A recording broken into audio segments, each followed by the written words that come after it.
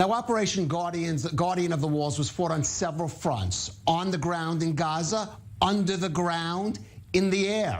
It was also contested on another battleground entirely: the international media and the new virtual realm of social media. Now, the information war between Israel and its enemies was not just a matter of public relations. Global perceptions of the Gaza conflict, like the ones before it, had a direct result on the actual battlefield, with public opinion abroad fueling the diplomatic pressure on Israel to curtail its military operations in Gaza. Well, joining us now in studio is Lieutenant Colonel in the IDF Reserves, Jonathan Conricus. He was the IDF international spokesperson during Israel's last operation in Gaza. Jonathan, thanks for joining us. Thank you, Caleb. Well, first of all, let me just ask you, you have the benefit now of a year hindsight. Assess briefly what you think you were successful, especially compared to previous operations in terms of your unit's function, and what lessons were learned and maybe have to be improved. Well, that is a challenge.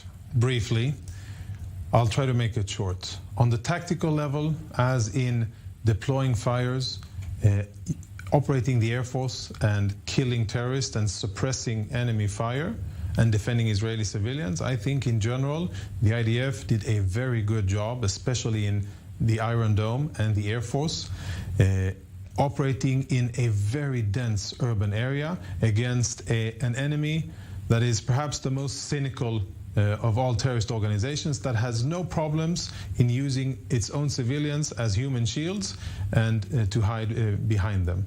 So I think on the tactical level that was done quite well.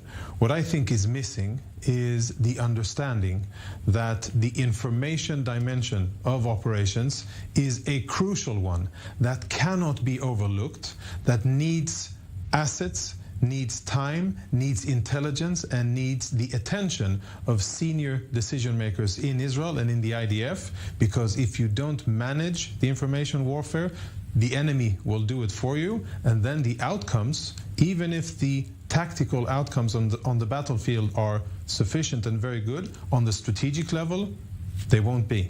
I'd like you to relate to one specific notorious example of that in the Gaza operation, Jonathan. I think you can guess what it is. The bombing of the building that housed offices of the international media. And it was not until much later, even after the conflict, that apparently some elements in the IDF, commands in the IDF, were willing to release the full information of what Hamas was using that building for, directing its drone operations, etc. That must have been very frustrating for you as the spokesperson. I presume you had some of that information and you couldn't get it out. That was extremely frustrating, and I think it is a test case of how not to operate in a media-dense environment, how not to attack a significant target, and how not to engage with the international community and the international media, and with a very important media organization that just happens to be American, which makes it even more serious.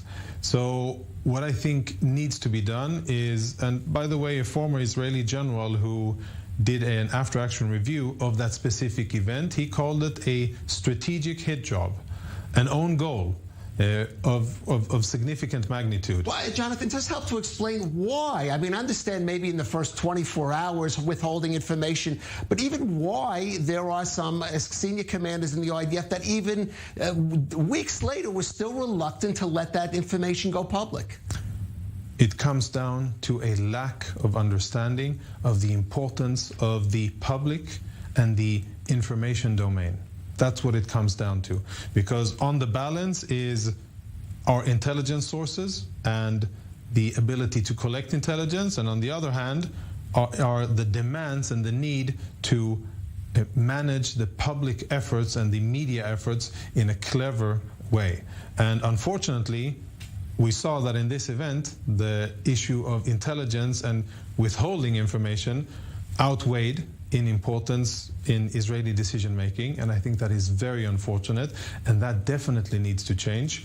You can look at, we all see what's happening in Ukraine, how absolutely crucial information warfare is and how absolutely essential it is for any side in combat to engage in the media, to rally international support, and to understand that you can operate on the ground, but if you don't manage the information, you won't achieve your ultimate strategic aims. Just before we're going out for a break, Jonathan, is there something of the Israeli mentality here, which is if you're going to shoot, don't talk, that Israelis sometimes are just loath to feel that they have to justify their actions? It's more complex than that. I think that many Israelis feel that, the international media will be negative and hostile towards us, whatever we do, which there's a grain of truth in it, but that doesn't mean that we can neglect it the way that we're doing. But another aspect is that decision makers prefer the safe realm of using military kinetic tools as opposed to engaging in a very demanding, challenging, and frightening aspect of information and engaging with the media.